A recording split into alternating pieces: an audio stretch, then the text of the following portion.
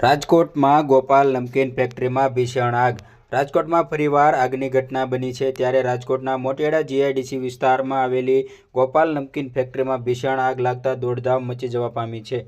આ કંપનીમાં 400 થી 500 કર્મચારી કામ કરી રહ્યા છે અને હાલ બુધવારની રજા હોય તેથી કર્મચારીઓ પણ હાજર છે કે નહીં અને અંદર કોઈ ફસાયું છે કે નહીં તે અંગે માહિતી મળેલ નથી.